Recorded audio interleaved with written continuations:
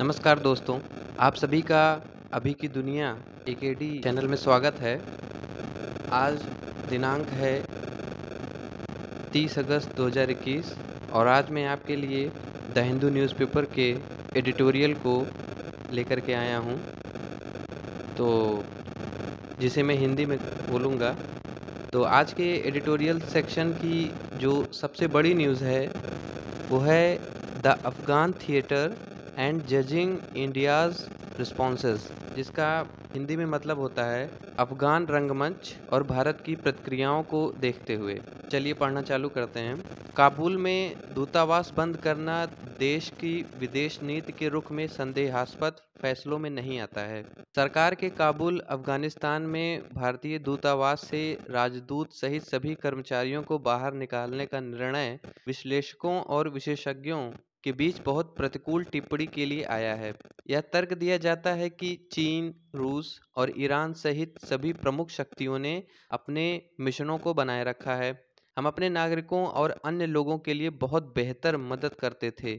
हम अपने bag pack करने और इतने जल्दी में जाने के बजाय वहां रहते थे। कम से कम ऐसा कहा जाता है। हमारे आसपास हवाई अड्डे पर एक काउंसलर कार्यालय होना चाहिए था, जैसा कि कहा जाता है कि अमेरिकियों द्वारा रखा गया था। कुछ ने तो यहाँ तक कहा कि तालिबान ने भारत से अपना दूतावास बनाए रखने का अनुरोध किया था। का अर्थ है कि उन्होंने हमें सुरक्षा का आश्वासन दिया था। यह सरकार की आलोचना करने वालों के विचारों का एक संक्षिप्त सारांश है। भारत कहाँ खड़ा है? इस लेखक के पास यह सत्यापित करने का कोई साधन नहीं है कि तालिबान ने सरकार के लिए ऐसा दृष्टिकोण बनाया है और वह अपने निर्णय का दूसरा अनुमान नहीं लगाना चाहेगा। मुझे ऐसा प्रतीत होता है कि सरकार ने जो निर्णय लिया वही सही था। सबसे पहले, भारत एक बड़ी शक्ति नहीं है, खासकर जब अफगानिस्तान की बात आती है। हमने उस देश में होने वाली घटनाओं के प्रति स्वतंत्र या राष्ट्रीय हित आधारित नीति का पालन नहीं किया है। पिछली सरकार का भी यही हाल है। हमने अमेरिकियों को अपने कार्यों का फैसला करने दिया है। दोहराने के लिए, हम अफगानिस्तान में भी एक प्रमुख खिलाड़ी नहीं रहे हैं। हमने जो कुछ भी किया वह संयुक्त राज्य अमेरिका द्वारा काबुल में स्थापित की गई सरकार का समर्थन करने के लिए था। पहले हामिद करजई और फिर अशरफ गनी की टोकरी में सारे अंडे डालना गलत था। भले ही विकासशील देशों में वह अच्छे अकादमिक और अधिकार वाले रहे हों, लेकिन वे भ्रष्ट होने और बड़े पैमाने पर भ्रष्टाचार को सहन करने के अलावा एक राजनेता या अच्छे प्रशासक नहीं थे।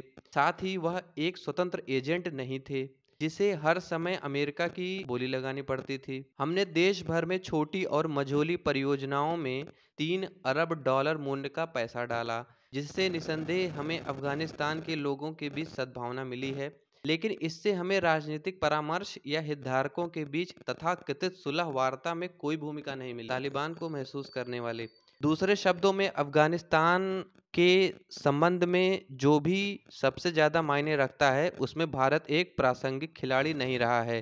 तालिबान को शामिल नहीं करने, उनके साथ संपर्क स्थापित नहीं करने के लिए सरकार की आलोचना पूरी तरह से उचित है। मीडिया में यह बताया गया है कि सरकार ने हाल ही में तालिबान को शामिल किया है। सरकार ने इस दावे का खंडन नहीं किया है।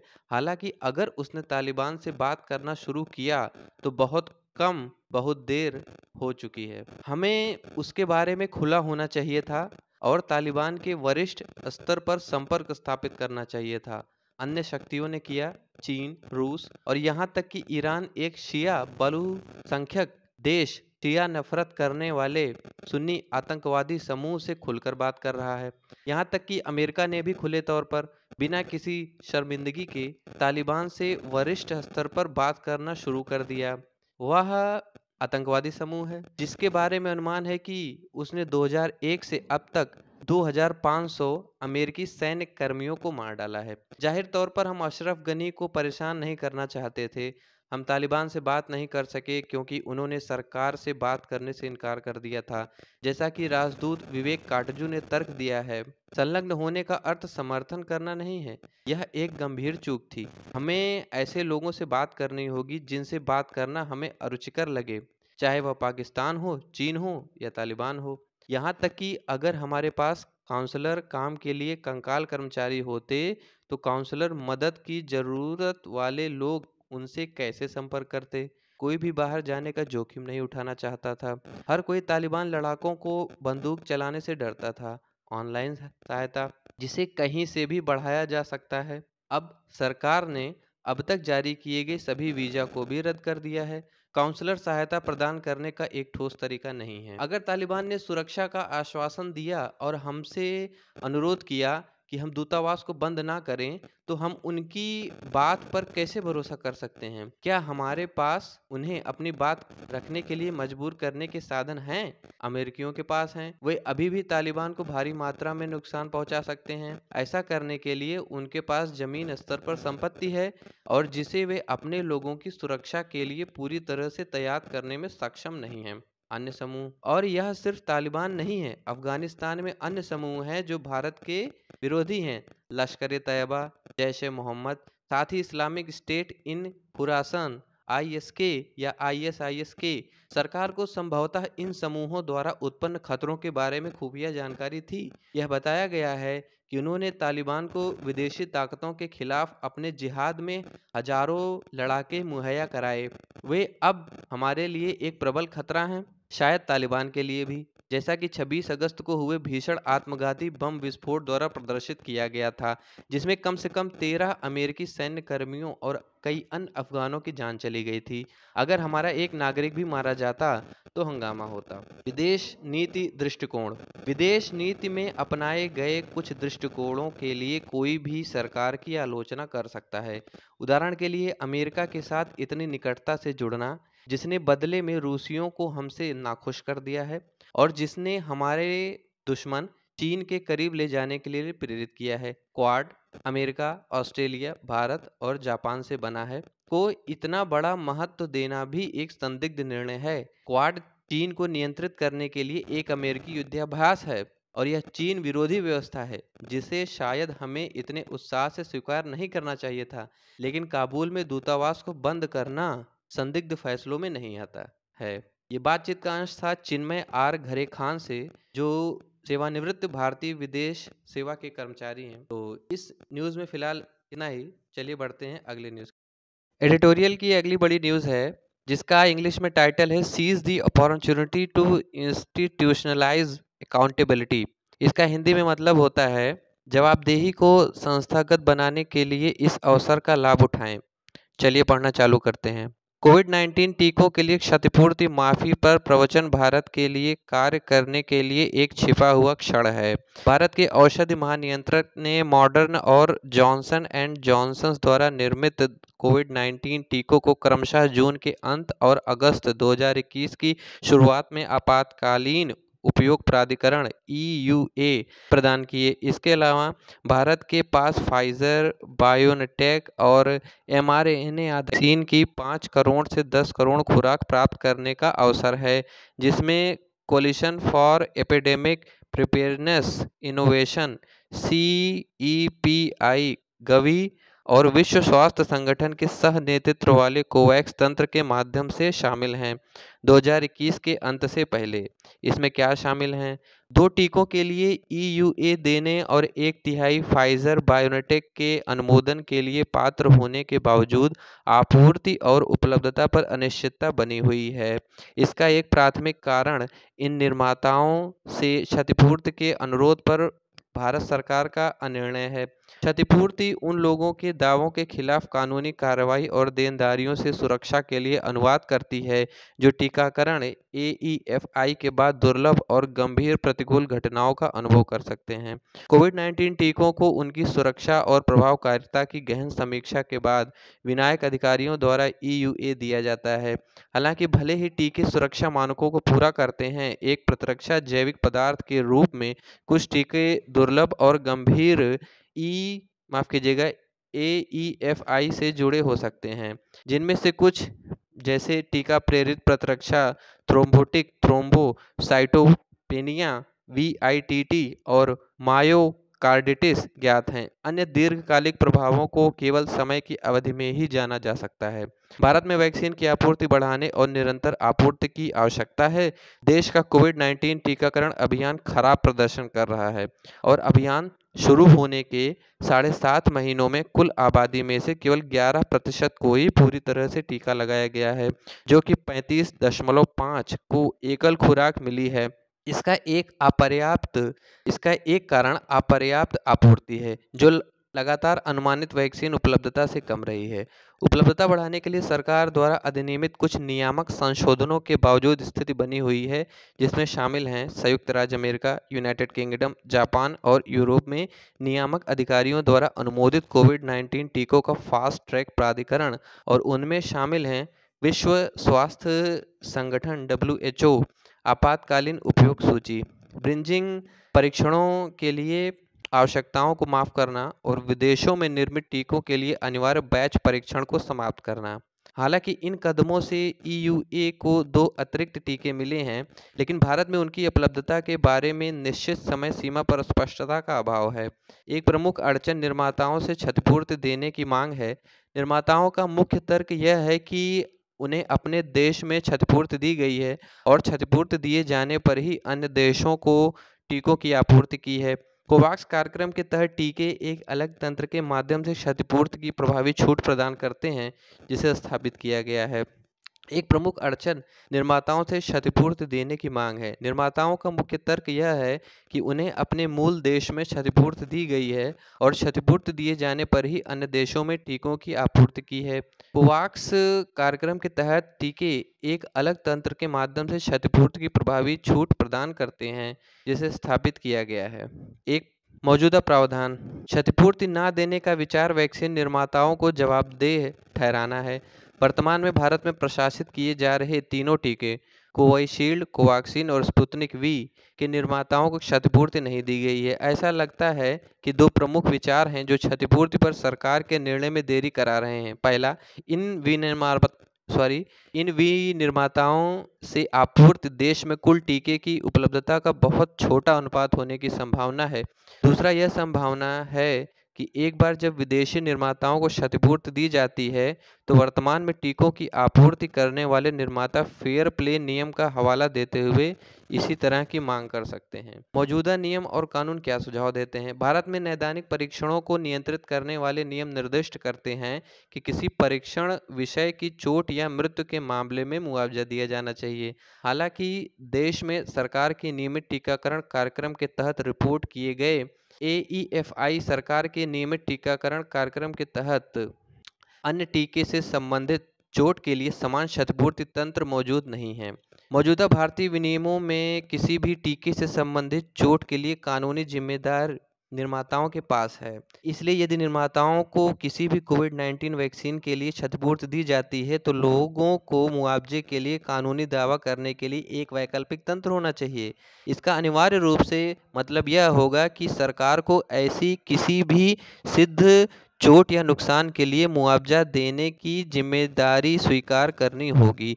दूसरा, जानबूझकर किए गए कृत्यों, धोखाधड़ी या लापरवाही के मामलों के लिए क्षतिपूर्ति को व्यापक सुरक्षा के रूप में नहीं माना जाना चाहिए। तीसरा, यदि विदेशी वैक्सीन निर्माताओं को क्षतिपूर्ति दी जाती है, तो वर्तमान में उपयोग में आने वाले टीकों के निर्माता समान सुरक्षा की मांग कर सकते हैं। आगे बढ़ते हैं। हालांकि व्यापक स्तर पर किसी भी देश को कोविड-19 टीकों की आपूर्ति करने के लिए इन निर्माताओं का स्टैंड और अनिच्छा जब तक कि क्षतिपूर्ति नहीं दी जाती है, वह बहुत कठोर है। हालांकि क्षतिपूर्ति से परे भारत के पास किसी भी नुकसान के लिए सुरक्षा और कानूनी उपाय सुनिश्चित करने के लिए मौजूदा कानूनी ढांचे में तंत्र है। पहला, पंजीकरण प्रमाण पत्र प्रदान करते समय भारत के औषधि महानियंत्रक को ड्रग्स एवं कॉस्मेटिक्स एक्ट 1940 का उल्लंघन करने वाली कंपनियों के खिलाफ कार्रवाई करने का अधिकार है। दूसरा, कोई भी व्यक्ति जो AEFI का अनुभव करने के बाद मुआवजे की मांग कर रहा है, वह सीधे उपभोक्ता अदालतों में याचिका दायर कर सकता है और उच्च न्यायालयों में। तीसरा, उपभोक्ता संरक्षण अधिनियम में हालिया संशोधन। संकट में अवसर। क्षतिपूर्ति के अनुरोधों को व्यापक जनहित में प्रासंगिक बनाया जाना चाहिए। नागरिकों के लिए जब तक संभावित नुकसान से निपटने और क्षतिपूर्ति करने के लिए तंत्र प्रभावी होते हैं, अगर वे सरकार या निर्माता से आते हैं तो इससे मामूली फर्क पड़ता है। इसके अलावा उन मामलों में भी जहां निर्माता कानूनी दायित्व धारण करते हैं, सरकार और नियामक सार्वजनिक स्वास्थ्य की रक्षा के लिए अपनी जिम्मेदारी से हाथ नहीं धो सकते हैं। इसलिए भारत को उन देशों द्वारा स्थापित सुरक्षा उपायों की जांच करनी चाहिए जिन्होंने निर्माताओं को क्षतिपूर्ति प्रदान की है, जैसे कि अमेरिका का countermeasures injury compensation programme CICP और यूके, कनाडा, यूरोपीय संघ और सिंगापुर में भी इसी तरह की। कोवाक्स ने वैक्सीन निर्माताओं और वितरकों की सुरक्षा के लिए मुआवजे के बोझ को कम किया है। इस प्रवचन को स्पष्ट रूप से एक पुनर्गणना की आवश्यकता है और भारत सरकार को टीके की चोटों से कानूनी सुरक्षा उपायों को संस्थागत बनाने और संभवतः एक बड़े स्तर पर देश में समग्र रोगी और स्वास्थ्य देखभाल सुरक्षा में सुधार करने का एक मूल्यवान अवसर प्रदान करता है। इस तरह के संस्थागत तंत्र को सरकार से समर्पित वित्त पोषण के साथ पूरक करने की आवश्यकता है। इस तरह की प्रणालियां भारत में किसी भी लाइसेंस प्राप्त टीकों पर लागू हो सकती हैं। कोविड-19 महामारी के प्रति भारत की प्रतिक्रिया की विशेषताओं में से एक संकट का एक बिंदु उभरने तक निर्णय में देरी करना है। नोवेल कोरोना वायरस महामारी जैसी स्थिति हमारे सिर की रेत में दफनाने के बजाय सक्रिय और निर्णायक समस्या समाधान की मांग करती है। उम्मीद है कि समस्या गायब हो जाएगी, हालांकि क्षतिपूर्ति पर बहस के दूरगामी परिणाम हैं। इसे टीकों की मात्रा से कहीं अधिक कानूनी प्रावधानों की समीक्षा करने और टीके के नुकसान से सुरक्षा के लिए दीर्घकालिक तंत्र बनाने और स्वास्थ्य सेवाओं को सुरक्षित और जवाबदेह बनाने के लिए एक अवसर के रूप में देखा जाना चाहिए। यह एक उच्च समय है कि स्थिति एक और संकट में बदलने से पहले कोविड-19 टीके निर्माताओं को क्षतिपूर्ति देने या नहीं देने का निर्णय कर लिया जाए और फिर निर्णय लिया जाए। विराग गुप्ता भारत के सर्वोच्च न्यायालय में अधिवक्ता हैं और डॉक्टर चंद्रकांत लहरिया एक चिकित्सक महामारी विशेषज्ञ हैं, एक सार्वजनिक नीति और स्वास्थ्य प्रणाली विशेषज्ञ और till we win India's fight against the कोविड-19 महामारी के सह लेखक भी हैं। व्यक्त किए गए विचार व्यक्तिगत हैं। तो चलिए ठीक है, इसी के साथ ये एडिटोरियल न्यूज़ ख़त्म होती है। बढ़ते हैं अगली एडिटोरियल न्यूज़ की ओर। बढ़ते हैं एडिटोरियल की अगली न्यूज़ की तरफ, जिसका टाइटल है अ फाइन लाइन, जिसका हिंदी में मतलब होता है एक ठीक लाइन। तो चलिए इस न्यूज़ को पढ़ना चालू करते हैं। बुनियादी ढांचे के विकास और पर्यावरण संरक्षण को साथ साथ चलना चाहिए। हिमालयी क्षेत्र में बुनियादी ढांचे के विकास की आवश्यकता पर्यावरण और पारिस्थितिक चुनौतियों के खिलाफ जो वे पेश करते हैं। उत्तराखंड सरकार ने दशकों से इस क्षेत्र की लहरदार स्थलाकृति पर आधारित राज्य को बिजली देने के लिए आगे बढ़ने के लिए जल विद्युत परियोजनाओं की परिकल्पना की है। हालांकि तीव्र बारिश की बढ़ती आवृत्ति भूस्खलन, हिमस्खलन और जान माल के नुकसान में योगदान दे रही है। इन सब का असर पर्यावरणीय झटकों से ग्रस्त इलाके में स्थित जल विद्युत परियोजना है। 2013 की विनाशकारी केदारनाथ बाढ़ के बाद सुप्रीम कोर्ट ने अलकनंदा और भागीरथी नदी घाटियों में जल विद्युत परियोजनाओं को रोकने का आदेश दिया। इस पर समीक्षा लंबित थी कि क्या उन्होंने नुकसान को बढ़ाया है। पिछले कुछ वर्षों में इस मुद्दे पर काफी घर्षण देखा गया है, विशेष रूप से इसलिए क्योंकि पनबिजली परियोजनाओं का भविष्य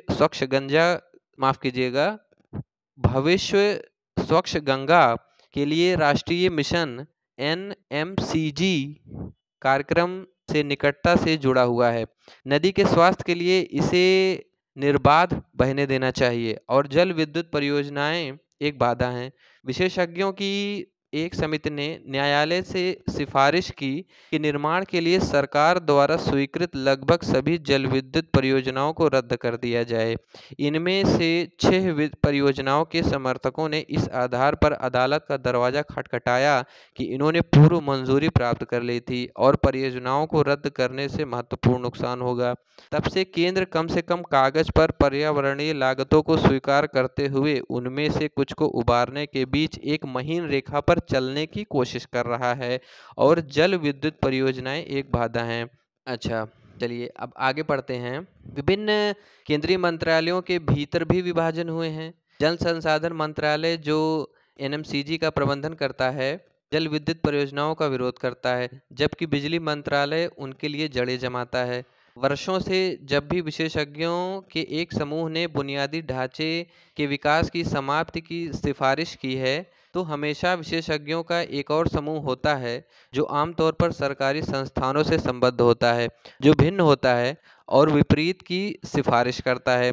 इस फरवरी में चमोली में हिमस्खलन जिसने 2 बिजली परियोजनाओं को नष्ट कर दिया और कम से कम 200 को मार डाला, केवल उस भयावह जोखिमों का नवीनतम अनुस्मारक था जो समितियों और उनके संघर्षों के लिए अपर्याप्त रूप से जिम्मेदार हैं। केंद्र कह रहा है कि वह नई जल विद्युत परियोजनाओं के लिए बहुत उत्सुक नहीं है और केवल उन परियोजनाओं को अनुमति दे रहा है जो कम से कम 50% पूर्ण हैं, जो कि डूबी हुई लागत को देखते हुए आगे बढ़ने के लिए है।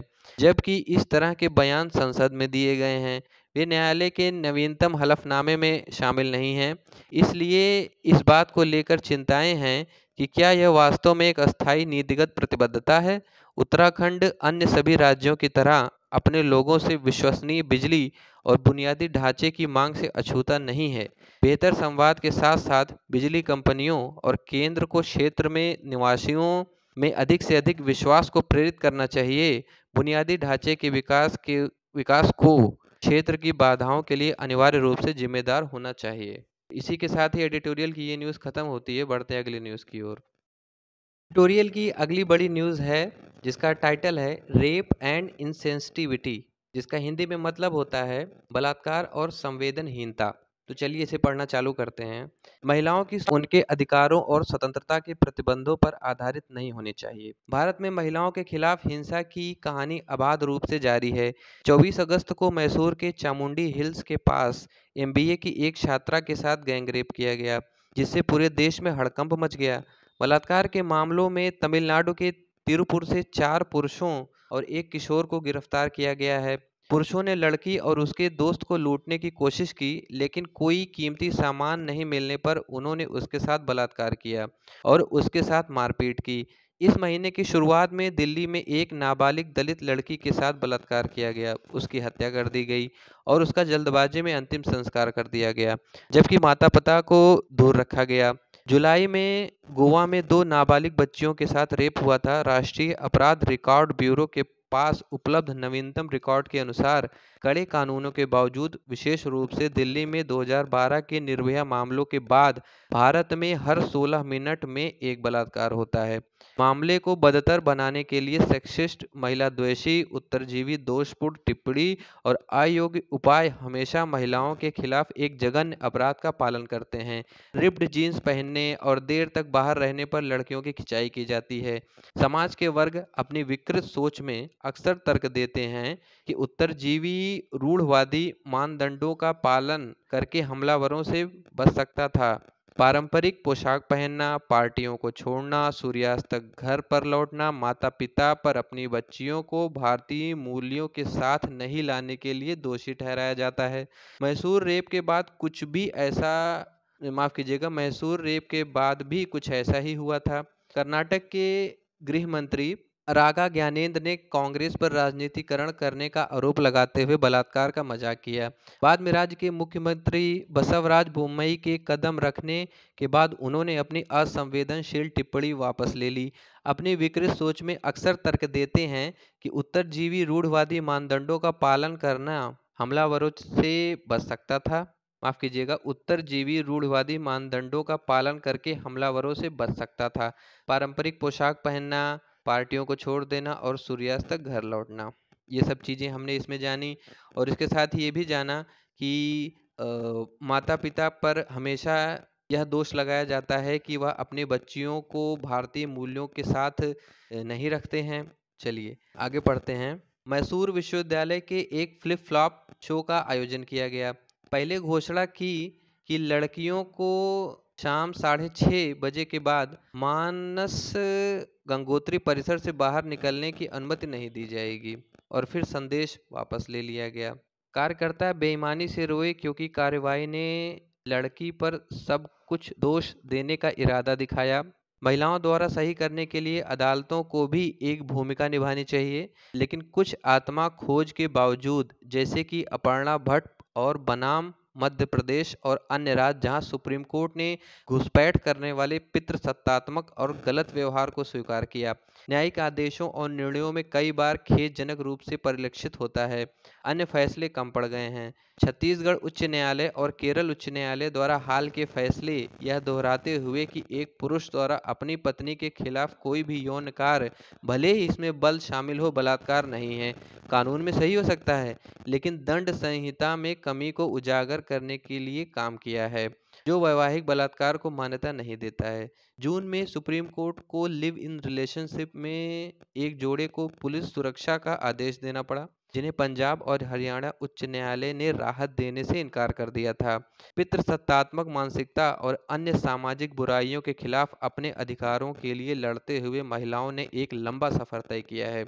उनकी स्वतंत्रता पर अंकुश लगाने के बजाय समाज और राज्य को सार्वजनिक और निजी दोनों जगहों पर महिलाओं की सुरक्षा सुनिश्चित करनी चाहिए। इसी के साथ एडिटोरियल की ये न्यूज़ खत्म होती है। बढ़ते हैं अगले न्यूज़। एडिटोरियल की अगली न्यूज़ है जिसका टाइटल है टुवार्ड्स अ मोर ह्यूमेन पुलिस फोर्स। का हिंदी में अर्थ है एक अधिक मानवीय पुलिस बल की ओर। चढ़ना चालू करते हैं। पुलिस थानों में मानवाधिकार संरक्षण व्यवस्था में सुधार के प्रयास जारी हैं। इस महीने की शुरुआत में भारत के मुख्य न्यायाधीश एन.वी. रमन्ना ने देश के पुलिस स्टेशनों में मानवाधिकारों के उल्लंघन की डिग्री पर चिंता व्यक्त की थी। उन्होंने कहा कि पुलिस थानों में मानवाधिकारों और शारीरिक अखंडता के लिए खतरा सबसे अधिक है। उन्होंने यह भी कहा कि संवैधानिक घोषणाओं और गारंटियों के बावजूद पुलिस थानों में प्रभावी कानून प्रतिनिधित्व की कमी हिरासत में लिए गए व्यक्तियों के लिए बड़ा नुकसान है। हालांकि एक रियलिटी चेक से पता चलता है कि तस्वीर इतनी धूमिल नहीं है और पुलिस थानों में मानवाधिकार संरक्षण व्यवस्था में सुधार के प्रयास किए जा रहे हैं। पुलिस हिरासत में मौत। पुलिस हिरासत में मौत वास्तव में गंभीर में चिंता का विषय है। सच्चाई को उजागर करने के लिए ऐसी प्रत्येक मौत की गंभीरता से जांच की जानी चाहिए। राष्ट्रीय अपराध रिकॉर्ड ब्यूरो एनसीआरबी के आंकड़ों से पता चलता है कि हालांकि हिरासत में होने वाली मौतों की संख्या साल दर साल अलग अलग होती है, लेकिन 2010 और 2019 के बीच हर साल औसतन लगभग 100 हिरासत में मौतें हुई हैं। उनमें से 3.5 व्यक्तियों की कथित तौर पर चोटों के कारण मौत हो गई। पुलिस कर्मियों द्वारा 8.6 हिरासत से भागते समय, 28.1 आत्महत्या के कारण और बाकी विभिन्न कारणों जैसे बीमारी और सड़क दुर्घटनाओं में लगी चोटों के कारण। न्यायिक जांच जो हिरासत में हर संदिग्ध मौत के लिए अनिवार्य है, 26.4 मामलों में आयोजित की गई थी। हालांकि हिरासत में होने वाली हर मौत को रोकने की जरूरत है, लेकिन संदिग्ध मौतें जो पुलिस व्यवस्था को बदनाम करती हैं, उन्हें पूरी तरह से जड़ से खत्म किया जाना चाहिए। हिरासत में हिंसा की घटनाओं को कम करने के लिए सबसे महत्वपूर्ण उपाय गिरफ्तारियों की संख्या को कम करना है। गिरफ्तारी पर कानून कहता है कि 7 साल तक के कारावास की सजा वाले अपराधों के लिए गिरफ्तारी तभी की जानी चाहिए जब पुलिस अधिकारी संतुष्ट हों कि व्यक्ति को सबूतों से छेड़छाड़ करने से रोकने के लिए, व्यक्ति को कोई और अपराध करने से रोकने के लिए ऐसी गिरफ्तारी आवश्यक है आदि। सर्वोच्च न्यायालय ने माना कि प्रत्येक गिरफ्तारी आवश्यक और उचित होनी चाहिए। केवल गिरफ्तारी का अधिकार होना पर्याप्त नहीं है। अरनेश कुमार बनाम बिहार राज्य 2014 में यह माना गया कि भारतीय दंड संहिता आईपीसी की धारा 498 ए के तहत गैर जमानती अपराध होने के बावजूद जो दहेज के लिए यातना से संबंधित है, धारा 41 के अनुसार गिरफ्तारी अनिवार्य नहीं है। दंड प्रक्रिया संहिता सीआरपीसी के तहत स्पेशल एक्शन फोरम बनाम भारत संघ 2018 में अदालत ने आगे कहा कि पुलिस अधिकारी मजिस्ट्रेट को उन कारणों और सामग्रियों को प्रस्तुत करेगा जिनके कारण आरोपी को हिरासत में रखने के लिए गिरफ्तारी की आवश्यकता थी। इन जांचों का उद्देश्य यह सुनिश्चित करना है कि पुलिस गिरफ्तारी की शक्ति का दुरुपयोग ना करे। एनसीआरबी के आंकड़ों से पता चलता है कि गिरफ्तारियों की संख्या का आईपीसी अपराधों की संख्या का अनुपात 2010 में 1.33 से घटकर 2019 में 0.96 हो गया है और कुल आईपीसी अपराधों में वृद्धि के बावजूद गिरफ्तारियों की वास्तविक संख्या में 5 लाख से अधिक की कमी आई है। पिछले 5 साल, यहाँ पे ध्यान रखने वाली बात है, पिछले 5 सालों की बात की गई थी।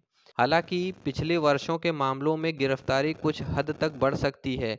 यह आशा की जाती है कि यदि संशोधित कानूनों को अक्षरशः लागू किया जाता है तो हिरासत में हिंसा पर रोक लग जाएगी। राष्ट्रीय पुलिस आयोग 1977-1981 विधि आयोग ने अपनी 154वीं रिपोर्ट 1996 और मलीमठ समिति की रिपोर्ट 2003 में और प्रकाश सिंह बनाम भारत संघ 2006 में सर्वोच्च न्यायालय ने सिफारिश की है। जांच में बेहतर विशेषज्ञता सुनिश्चित करने के लिए जांच पुलिस को कानून व्यवस्था पुलिस से अलग करना चाहिए। यह सुझाव दिया गया कि 10 लाख से अधिक आबादी वाले शहरों में अलगाव शुरू हो गया है। माना जा रहा है कि एक अलग विंग अधिक पेशेवर जांच करेगी और आरोपी से कबूलनामा निकालने के लिए अनुचित तरीकों का इस्तेमाल नहीं करेगी। केंद्रीय जांच ब्यूरो और राष्ट्रीय जांच एजेंसी ने पहले ही देश की प्रमुख जांच एजेंसियों की प्रतिष्ठा अर्जित कर ली। यद्यपि कुछ राज्यों द्वारा इस दिशा में प्रयास किए गए हैं। चरम तरीकों का उपयोग करने के लिए कथित कारणों में से एक संदिग्ध से त्वरित स्वीकारोक्ति निकालना है। हालांकि पिछले 5 वर्षों में कुल पुलिस बल में वृद्धि हुई है, लेकिन सिविल पुलिस ज़्यादातर हद तक फैली हुई है। इसलिए जब तक जांच अधिकारियों को गंभीर आरोपों की संख्या के अनुपात में नहीं बढ़ाया जाता है, तब तक जांच की गुणवत्ता प्रभावित हो सकती है। और मलीमठ समिति की सिफारिश है कि एक जांच अधिकारी को हर साल 10 से अधिक मामलों की जांच नहीं करनी चाहिए। यह एक सपना बना रहेगा। इसी तरह सफ़ेद पोश अपराध और साइबर अपराध जैसे नए प्रकार के अपराध की वृद्धि के साथ जांच में पुलिस की सहायता के लिए विषय विशेषज्ञों की आवश्यकता है। इस बात से इनकार नहीं किया जा सकता है कि DK बसु बनाम पश्चिम बंगाल राज्य 1996 के फैसले के परिणाम स्वरूप पुलिस में कुछ बदल गया है। उस मामले में सुप्रीम कोर्ट ने हिरासत में यातना को रोकने और गिरफ्तारी को प्रभावित करने वाले पुलिस अधिकारी की पारदर्शिता और जिम्मेदारी बढ़ाने के लिए दिशा निर्धारित किए।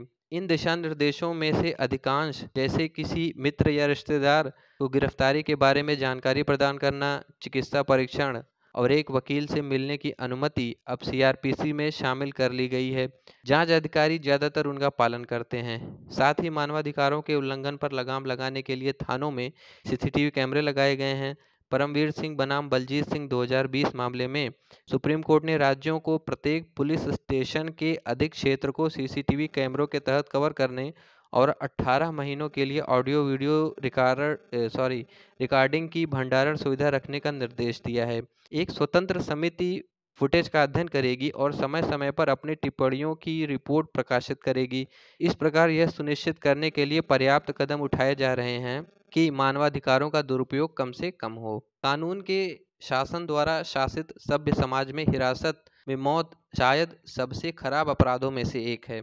इसलिए उसके कदाचार और आपराधिक कृत्य के लिए कड़ी सजा दी जानी चाहिए। NCRB के आंकड़े बताते हैं कि पिछले 10 वर्षों में पुलिसकर्मियों के खिलाफ सालाना औसतन लगभग 47.2 आपराधिक मामले दर्ज किए गए। पुलिस बल में त्रुटिपूर्ण अधिकारियों के खिलाफ विभागीय कार्रवाई अपवाद के बजाय एक नियम है। राष्ट्रीय मानवाधिकार आयोग भी मानवाधिकारों के उल्लंघन के कारण हिरासत में हुई मौतों की निगरानी करता है और उचित मामलों में मुआवजे की सिफारिश करता है। मानवाधिकारों की रक्षा पुलिस अधिकारियों को पता होना चाहिए कि उनका जनादेश मानवाधिकारों की रक्षा करना है, ना कि उनका उल्लंघन करना।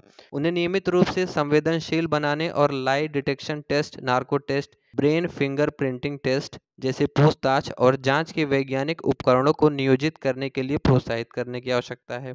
गृह मंत्रालय ने हाल ही में पुलिस आधुनिकीकरण योजना को पुलिस सुधारों से जोड़ा है। जब तक राज्य सरकारें और पुलिस अधिकारी पर्याप्त कार्यवाही नहीं करेंगे, तब तक अतिरिक्त धनराशि प्रोत्साहन के रूप में नहीं जारी की जाएगी। कानूनी सहायता के संवैधानिक अधिकार और मुफ्त कानूनी सहायता सेवाओं की उपलब्धता के बारे में सूचना का प्रसार करने के लिए मानवाधिकारों पर डिस्प्ले बोर्ड स्थापित करने के CGI के सुझावों से पुलिस की ज्यादती को रोका जा सकता है। मानवाधिकारों की सुरक्षा के प्रति हमारी प्रतिबद्धता बिना शर्त और संपूर्ण है। हिरासत में होने वाली हिंसा को रोकने के लिए अब तक कई कदम उठाए गए हैं और इस तरह की हिंसा को पूरी तरह से खत्म करने में कोई कसर नहीं छोड़ी जाएगी। ये बातचीत के अंश थे RK विज, छत्तीसगढ़ के वरिष्ठ IPS अधिकारी जी के साथ, और ये विचार उनके व्यक्तिगत हैं। इसी के साथ एडिटोरियल की ये न्यूज़ खत्म होती है। बढ़ते हैं अगले न्यूज़ की ओर। एडिटोरियल की अगली न्यूज़ है जिसका टाइटल है द पर्पस ऑफ लिटरेचर।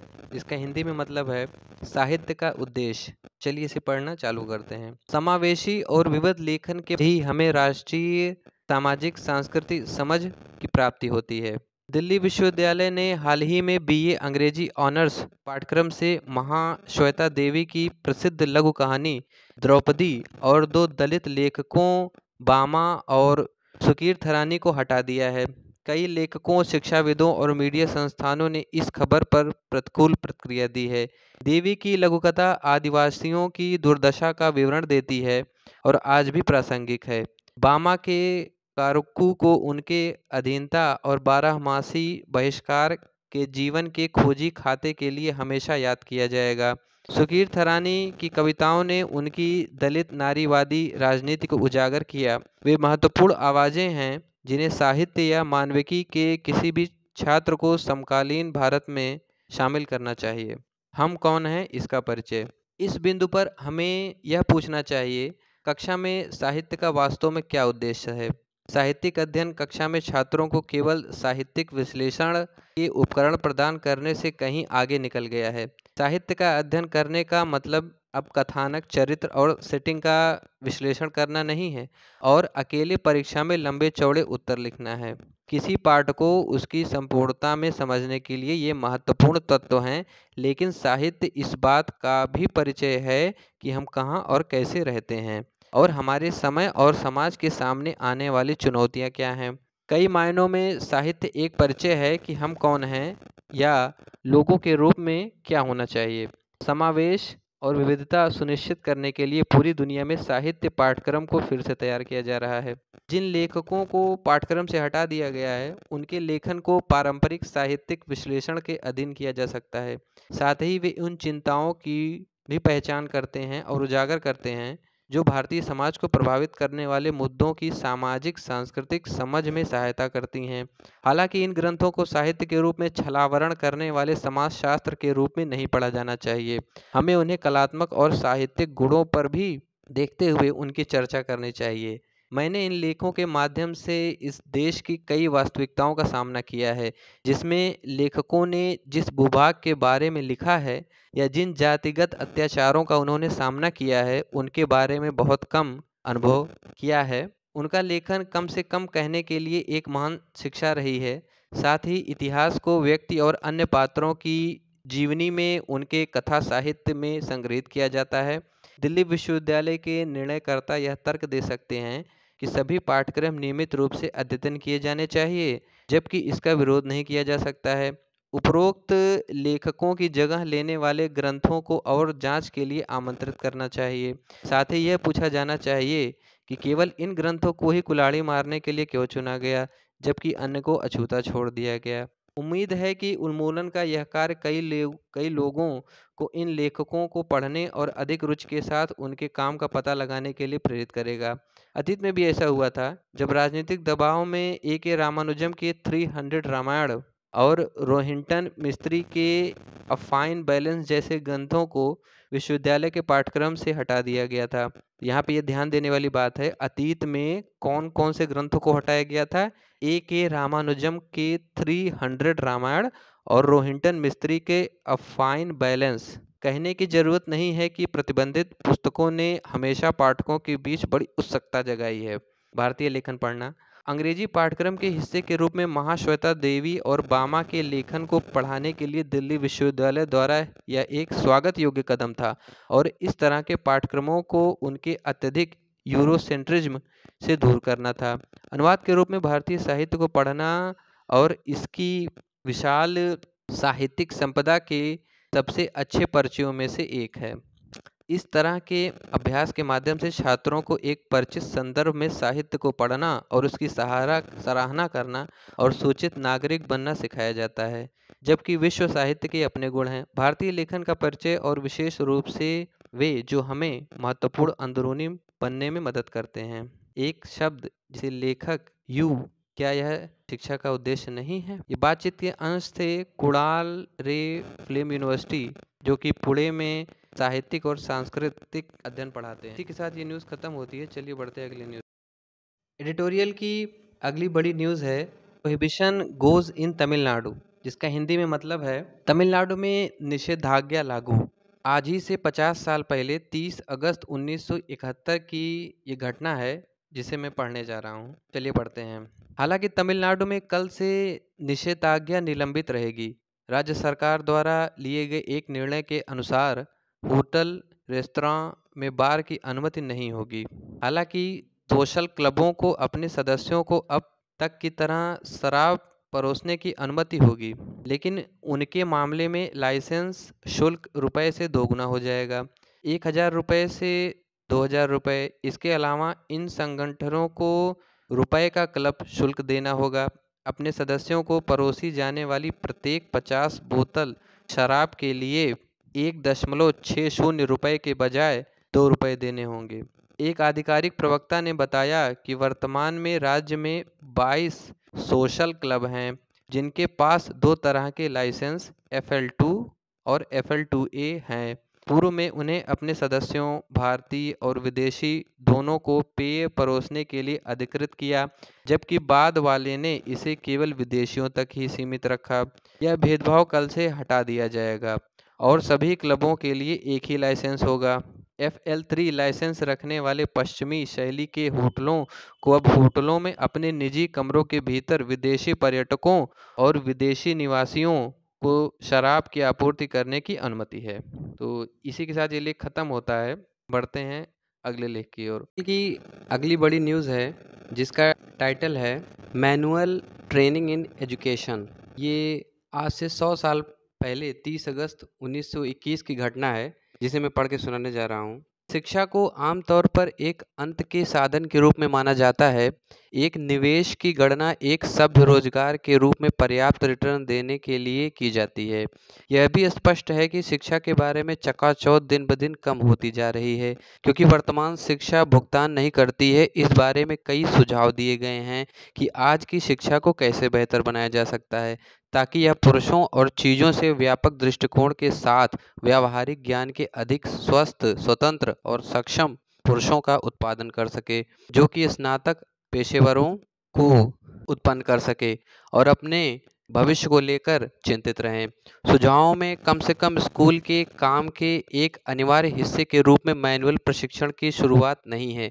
एक स्वीडिश शिक्षाविद ने कहा था कि मैनुअल प्रशिक्षण शारीरिक श्रम के लिए एक स्वाद और प्यार पैदा करेगा, स्वतंत्रता और आत्मनिर्भरता विकसित करेगा, आदेश, साफ सफाई, सटीकता और दृढ़ता की आदतों को विकसित करना, आंख को प्रशिक्षित करना और हाथ की सामान्य निपुणता देना और शारीरिक शक्तियों के विकास को बढ़ावा देना। फ्रांस में मैनुअल प्रशिक्षण के महान अधिवक्ता श्री जूल्स फेरी ने कहा कि मैनुअल प्रशिक्षण के मूल्य और बड़प्पन को लोगों द्वारा पहचाना जाना चाहिए। इसे स्कूल के पाठ्यक्रम में जगह मिलनी चाहिए। इसके साथ ही ये न्यूज़ खत्म होती है। बढ़ते हैं अगले न्यूज़ की ओर। एडिटोरियल की अगली न्यूज़ है जिसका टाइटल है from the readers editor disappearance of follow up. का हिंदी में मतलब है पाठकों के संपादक से अनुवर्ती का गायब होना। तो चलिए इसे पढ़ते हैं। अनुवर्ती कहानियां सत्ता में बैठे लोगों को जवाबदेह ठहराती हैं, लेकिन अथक समाचार चक्र उन्हें करना कठिन बना देता है। पाठकों के संपादक का प्रस्ताव है, पाठक निस्तारण करता है। या ऐसा लगता है जब मैंने इस उल्टी गिनती की श्रृंखला शुरू की तो विचार पत्रकारिता और इसकी कई चुनौतियों पर ध्यान केंद्रित करना था, जिसमें जनता के विश्वास का क्षरण, मायावी व्यापार मंडल और एक ध्रुवीकृत राजनीति शामिल थी। मैं पाठकों को श्रोता उन्मुख संपादकों और एक समाचार लोकपाल के बीच दृष्टिकोण में अंतर का एहसास कराना चाहता था। मैं हमेशा पत्रकारों की भेद्यता के बारे में चिंतित रहा हूँ। पेगासस स्पाईवेयर स्कैंडल के आलोक में मैं डिजिटल निगरानी उद्योग को देख रहा था। यह कंपनियों का एक व्यापक और मोटे तौर पर अपारदर्शी नेटवर्क है जो व्यक्तियों की निगरानी और ट्रैक करने के लिए प्रौद्योगिकी का उत्पादन करता है। Centre for international media assistance CIMA की एक हालिया report spyware and unregulated and escalating threat to independent media ने दस्तावेज किया कि कैसे डिजिटल दमन का निजीकरण स्वतंत्र मीडिया को नुकसान पहुंचा रहा है। मुझे सॉलिसिटर जनरल तुषार मेहता के इस कथन से भी आश्चर्य हुआ कि पश्चिम बंगाल द्वारा स्थापित सेवानिवृत्त न्यायाधीश मदन लोकुर की अध्यक्षता में 2 सदस्यीय जांच आयोग असंवैधानिक था। अच्छी पत्रकारिता का आंतरिक तत्व। हालांकि रेलवे बोर्ड के पूर्व सदस्य के बालकेसरी एक योगदानकर्ता पाठक के एक मेल के बाद मुझे पत्रकारिता पर स्पाईवेयर के दुर्बल प्रभाव के अपने अध्ययन को रोकने के लिए मजबूर होना पड़ा। उन्होंने रिपोर्ट के बारे में सवाल उठाया। उद्योग की प्रथाएं राष्ट्रीय हित के खिलाफ हैं, पीयूष गोयल कहते हैं, जिसमें केंद्रीय मंत्री ने टाटा समूह को निशाना बनाया। श्री बालकेसरी ने लिखा, मुझे उम्मीद है कि केंद्रीय मंत्रिमंडल में एक वरिष्ठ मंत्री द्वारा सामान्य रूप से उद्योग के खिलाफ और विशेष रूप से एक व्यापारिक घराने के खिलाफ इस तरह के एक मजबूत तीखेपन को कॉरपोरेट सत्यनिष्ठा और ध्वनि व्यवसाय प्रथाओं के रूप में देखा जाता है। द हिंदू में कम से कम एक संपादकीय। मैं समझ सकता हूं कि उद्योग विभिन्न कारणों से इस घटना को कमतर आंकना चाहता है, लेकिन मीडिया ने इस मुद्दे को सार्वजनिक रूप से आगे ले जाने से क्या रोका? सेंसरशिप या स्वैच्छिक स्वनियमन? श्री बालकेसरी सही कह रहे हैं, क्योंकि अनुवर्ती कार्रवाई अच्छी पत्रकारिता की एक अनिवार्य और आंतरिक तत्व है। समाचार मैनुअल कहते हैं कि अनुवर्ती की आवश्यकता है, क्योंकि एक कहानी अपने आप में किसी घटना या विवाद के सभी पहलुओं को ठीक से कवर नहीं कर सकती है। श्री बालकेसरी ने कहा कि उद्योग जगत के नेताओं की चुप्पी का मतलब है कि वे या तो मंत्री के आरोप का समर्थन करते हैं या वे सामूहिक रूप से ऋणविहीन हैं। सामान्य रूप से समाचार संगठनों और विशेष रूप से इस समाचार पत्र से उनका सवाल था कि इस प्रकरण ने नाम गायब होने का कार्य कैसे कर लिया। माफ कीजिएगा, इस प्रकरण ने गायब होने का कार्य कैसे किया। Shifting focus. एक समूह के खिलाफ मंत्री के अस्वाभाविक अवलोकन का पालन न करना न तो सेंसरशिप का परिणाम था और न ही स्वनियमन का। सत्ता में बैठे लोगों द्वारा कट द अफ टिप्पणी आम हो गई है। समाचार चक्र अथक और कई महत्वपूर्ण घटना चक्र बन गया है, जिसमें काबुल का पतन और वित्त मंत्री की बुनियादी ढांचे की संपत्ति के लिए 6 लाख करोड़ की राष्ट्रीय मुद्रीकरण योजना की घोषणा शामिल है। वाणिज्य और उद्योग मंत्री के अजीब अवलोकन के बाद के दिनों में हुई। मीडिया को इन उभरते मुद्दों पर ध्यान केंद्रित करने के लिए मजबूर होना पड़ा। हालांकि मैं टाटा पर श्री गोयल के हमले का मीडिया द्वारा अनुसरण न करने के कई कारण बता सकता हूं, जिसमें भारतीय उद्योग परिसंघ को अपने यूट्यूब चैनल से वीडियो को हटाने के लिए मजबूर करने वाले कारक भी शामिल हैं। मैं अनुसरण के विचार को महत्व देता हूं। यह अथक समाचार चक्र द्वारा थोपी गई मजबूरियों को दूर करने में मदद करता है और सत्ता में बैठे लोगों को जवाबदेह ठहराने पर ध्यान केंद्रित करने की कोशिश करता है। हाल के दिनों में पत्रकारिता में सबसे बड़ी सफलताओं में से एक बोस्टन ग्लोब के संवाददाताओं द्वारा स्पॉटलाइट की जांच है। कैथोलिक पादरियों द्वारा यौन शोषण के पत्रकारों द्वारा किए गए सावधानीपूर्वक दस्तावेजीकरण ने उन्हें पुलित्जर पुरस्कार दिलाया। इस जांच ने समाचार एजेंडे के हिस्से के रूप में अनुवर्ती कहानियों के महत्व पर प्रकाश डाला और समाचार चक्र के अत्याचार को रोकने में मदद की। इंटरनेशनल जर्नलिस्ट नेटवर्क का एक अनुभाग है जो अपनी पत्रकारिता की मूल बातें अनुभाग में अनुवर्ती कार्रवाई के लिए समर्पित है। यह तर्क देता है कि अनुवर्ती कहानियों में आंशिक गिरावट न्यूज़ रूम बजट में कमी और इंटरनेट युग की तानागति के कारण है। इसमें कहा गया है कि एक संरचित अनुवर्ती तंत्र एक न्यूज़रूम को प्रतियोगिता का पालन करने में मदद करता है।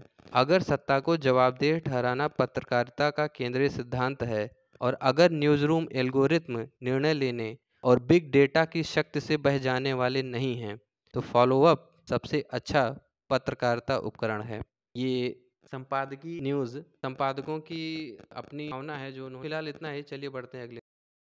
अंत में एडिटोरियल का जो सबसे अंतिम पार्ट है वो है डेटा पॉइंट, और इस डेटा पॉइंट में केरल के कोविड-19 के उतार चढ़ाव से संबंधित आंकड़ों को प्रस्तुत किया गया है। आप इस पेज का स्क्रीनशॉट ले लीजिए और इसे पढ़कर समझने की अच्छी तरह से कोशिश करिएगा, क्योंकि बहुत ही आवश्यक फैक्ट्स यहाँ पे लिखे हुए हैं। इन आंकड़ों का टाइटल है डिसेक्टिंग केरलाज कोविड-19 सर्ज। तो इसी के साथ आज की न्यूज़ में इतना ही।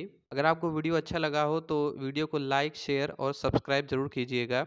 मिलते हैं अगले वीडियो में, तब तक के लिए धन्यवाद और नमस्कार।